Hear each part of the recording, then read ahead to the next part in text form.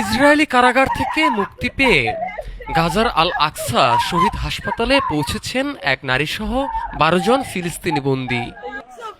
দীর্ঘ বিচ্ছেদের পর স্বজনদের ফিরে পেয়ে হাসপাতাল চত্বরে তৈরি হয় এক আবেগঘন পরিবেশ।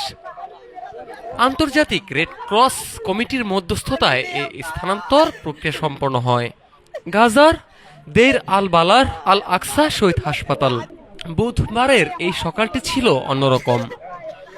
দীর্ঘ প্রতীক্ষার অবসান ঘটিয়ে রেড ক্রসের সাদা গাড়িতে করে ফিরে আসছেন প্রিয়জনরা। ফুটেজে দেখা যায় এক হৃদয়স্পর্শী দৃশ্য। বাসের পাশেই অশ্রুসিক্ত নয়নে দাঁড়িয়েছিলেন এক মা। তার মেজ ছেলে মোহাম্মদ আল কাসাস যখন বাস থেকে নামলেন, তখন যেন দীর্ঘ ৩ বছরের সব যন্ত্রণা নিমেষেই মুছে গেল। মুক্তিপ্রাপ্ত বন্দির মা জানান, ৩টি বছর আমি এই মুহূর্তটির জন্য প্রহর গুনেছি।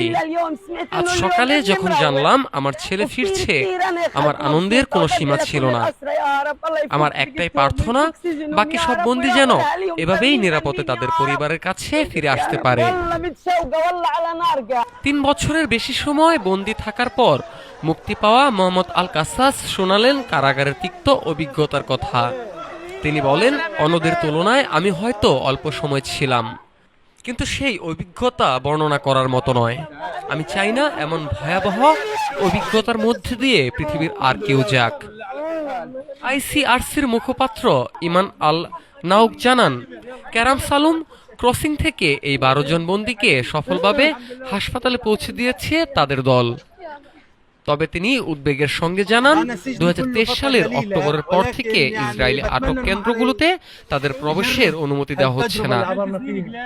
গত ৭ই অক্টোবর যুদ্ধ শুরুর পর থেকে গাজায় পরিস্থিতি আরো ভয়াবহ, যেখানে এ পর্যন্ত প্রাণ হারিয়েছেন ৭২,০০০-এর বেশি মানুষ।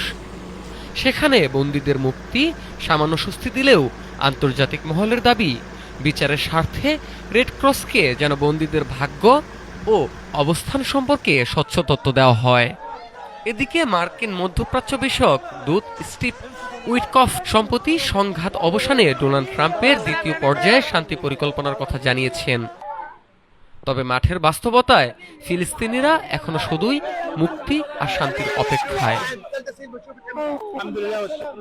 মুকসুদুল হাসান মিঠু, ঢাকা টুডে।